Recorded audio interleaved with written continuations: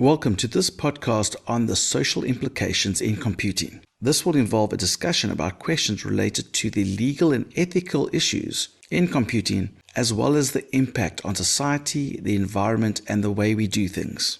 These topics are from question 6 of the 2024 Computer Applications Technology or CAT theory exam from November. This exam is particularly for IEB students. There are 3 ways that you can engage with the content of this podcast. If you want to test your knowledge, then download the questions first, covered in the video, by getting the PDF that's in the video description link. Then attempt these questions, and then once you've done that, come back and compare your questions by listening to the answers that are discussed. Or if you want to use the podcast to learn new information, then first listen to the discussion, then download the questions that we mentioned earlier, and then test yourself to see how well you remember those answers from the discussion. Or you can simply enjoy the discussion about the social implications in computing and learn more about its impact on our society. So let's hear what these podcasters have to say about these social implications. Welcome back to the deep dive. So if you're studying computer science, you probably spend most of your time buried in syntax and logic, right? Mm-hmm. Focused on the code. Exactly. Well, today we're going to flip the script. We're looking past the code to the technology you actually build and use, the internet, your school's network, even your own phone, and we're going to analyze the massive ripples they cause. That's right. We're talking about the social, the legal, the environmental, and the ethical side of computing.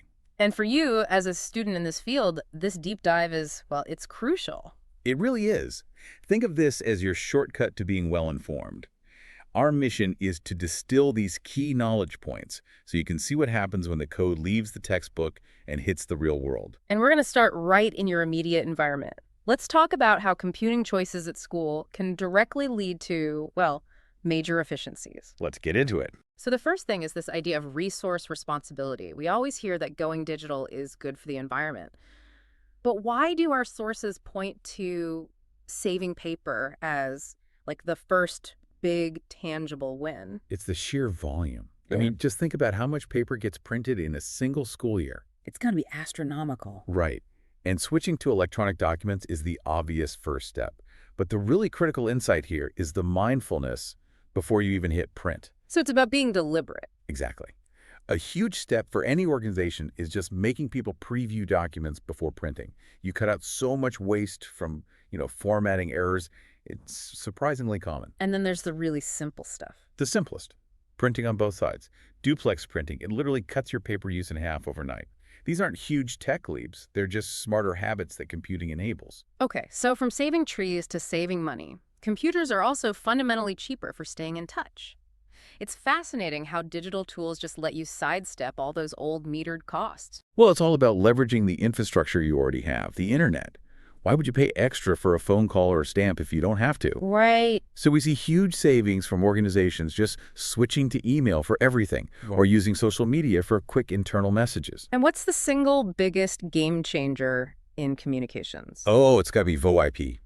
Voice over IP. Yeah. You're basically turning your voice into data and sending it over the internet connection you're already paying for. Which bypasses the old telephone companies. It bypasses them completely. Yeah. So for international calls, long distance, Mm-hmm. the cost just plummets. It makes global communication almost free.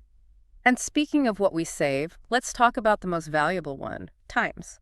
The speed gains are, well, they're not just a minor convenience, are they? They totally reshape how we work. They're exponential. I mean, think about the most basic tasks.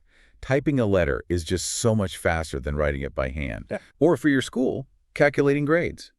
Using Excel to auto-calculate marks and averages, I mean, it's infinitely faster and way less prone to error than using a calculator for every single student.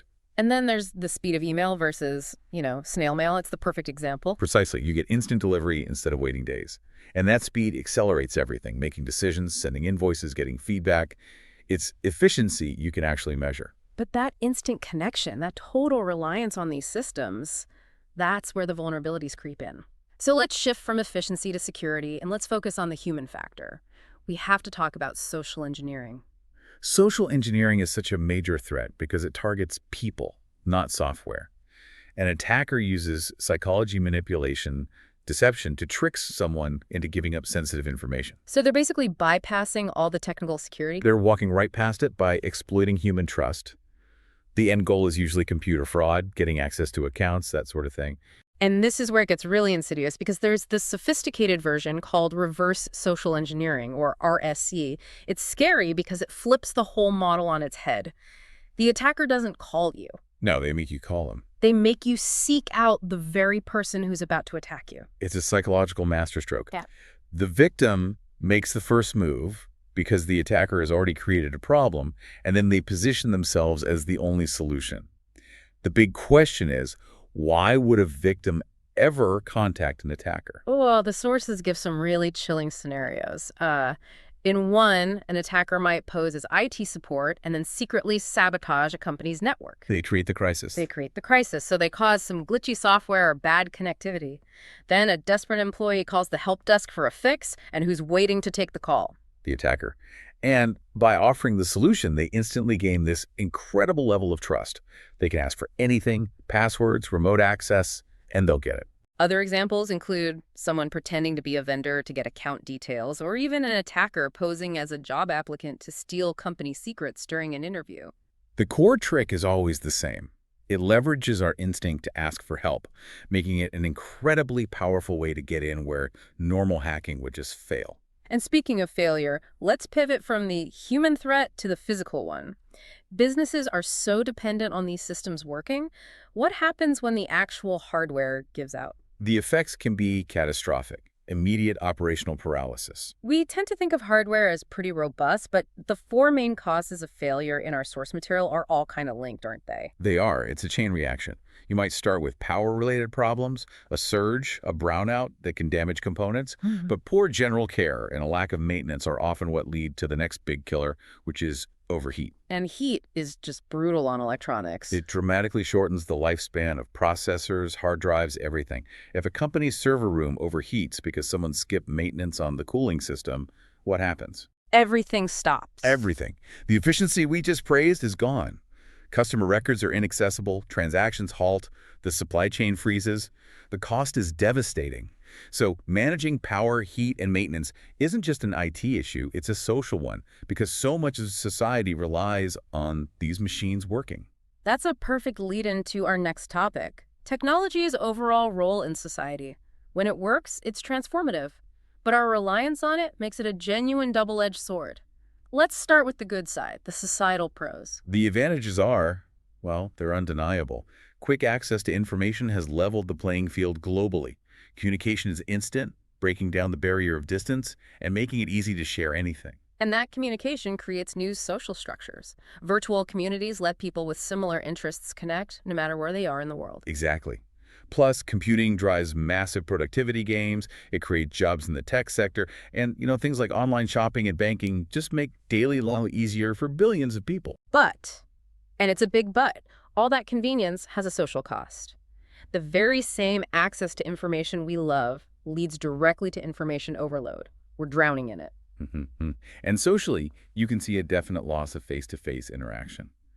The digital world also opens up these horrible new avenues for things like cyberbullying, cybercrime, cyberstalking. Which, for students especially, are incredibly immediate and anonymous threats. Then you have the economic anxiety, the risk of AI or computers replacing human jobs, and on a personal level, the constant struggle to protect your own data, the threat of identity theft, and of course the very real risk of addiction. So for every gain in convenience, society seems to inherit a new vulnerability we have to manage. It's a necessary trade-off, Right. one that we have to actively monitor. Which brings us to defense.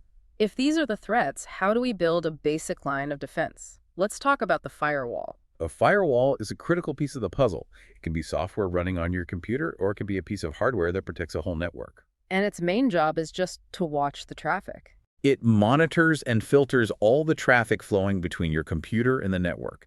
That's its entire purpose. But wait, if the user sets the rules for what's allowed, isn't the firewall only as smart as the person who configured it? That feels like a potential weakness. That is a crucial insight. It operates on rules. The administrator says, okay, only this kind of traffic from this source on this port is allowed. Based on those rules, the firewall will either accept the data or reject it. Simple as that. So it's a policy enforcer, a digital security guard at the door. Exactly. Its primary function is to help prevent hacking and block malicious software from ever getting a foothold. It's your essential baseline layer of defense against all those threats. Wow, that was a full circuit. We've gone from saving paper to the psychology of reverse social engineering, the physical fragility of hardware, and the huge trade-offs of technology and society, right up to our first line of defense, the firewall. To synthesize it for you, the student, you now know you have to use computing efficiently.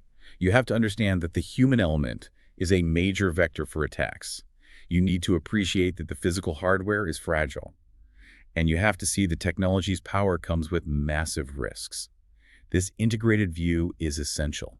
So what does this all mean for you right now? With AI on the rise and virtual communities becoming so central, trust is becoming a digital commodity. Given the risk of information overload and these subtle attacks like reverse social engineering, how does your own critical thinking need to evolve to spot manipulation even when you're the one who initiated the contact? That's the real question. That willingness to keep asking these ethical and practical questions, that's the real deep dive.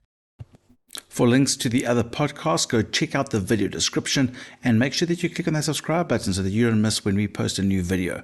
We are on TikTok as well at Mr. Long Education. And remember, don't do it the long way, do it the Mr. Long way.